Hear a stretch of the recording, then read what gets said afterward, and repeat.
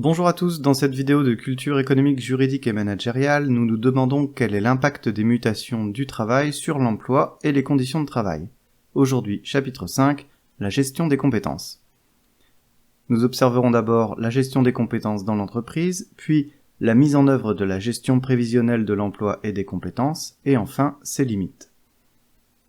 Pour gérer les compétences dans l'entreprise, on met en œuvre la GPEC, ou gestion prévisionnelle de l'emploi et des compétences.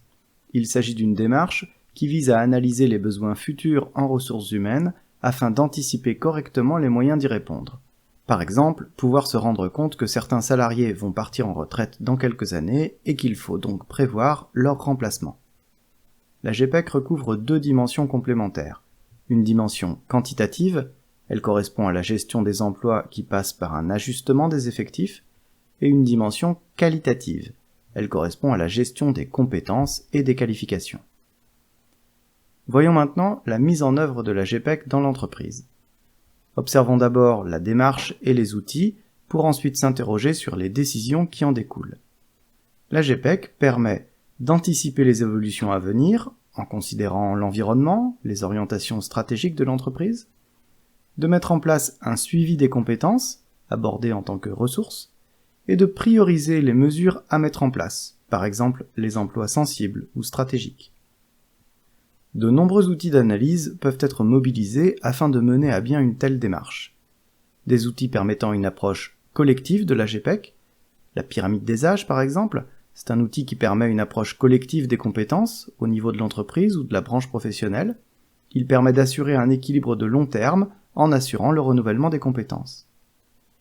On peut penser également à la cartographie des postes, elle permet d'identifier les postes et les compétences qui y sont associées. Des outils permettent également une approche individuelle de la GPEC. Le bilan individuel de compétences, il permet de faire le point sur les qualifications du salarié et sur ses évolutions possibles, ses compétences, son poste, sa carrière. L'entretien annuel d'évaluation, c'est un outil qui permet de faire le point sur des situations individuelles. Il permet de mettre en place des actions individuelles de formation, de renforcement et ou de développement des compétences. Il permet également de fidéliser le personnel via des perspectives d'évolution. Voyons maintenant les décisions qui en découlent. Combler les écarts entre la situation actuelle et la situation souhaitée nécessite des politiques d'ajustement qui se traduisent par des plans d'action. Ces derniers peuvent être des ajustements internes, des plans de formation, par le biais de stages ou de démarches de qualification comme la VAE, des plans de mobilité interne, pour que certains salariés changent de poste, des promotions, dans le cadre de la gestion des carrières. Les ajustements peuvent également être externes, des recrutements, ou encore des accords de partenariat pour permettre une mobilité externe, c'est-à-dire dans une autre entreprise, ou encore des accords de sous-traitance. Pour terminer, penchons-nous sur les limites de la GPEC. Tout d'abord, elle a du mal à appréhender les environnements instables.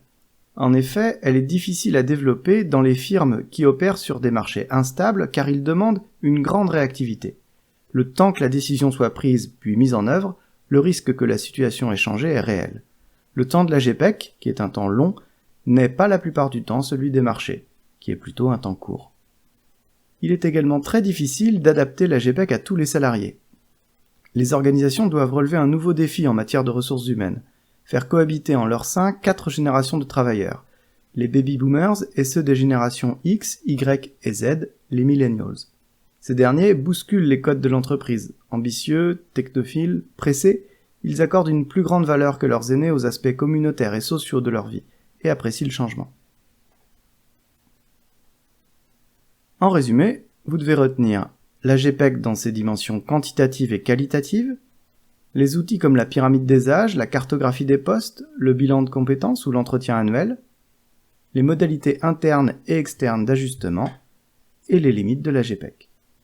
Voilà, cette vidéo est maintenant terminée. Dans la prochaine, nous traiterons de la motivation des salariés. Bonne révision à tous et à bientôt.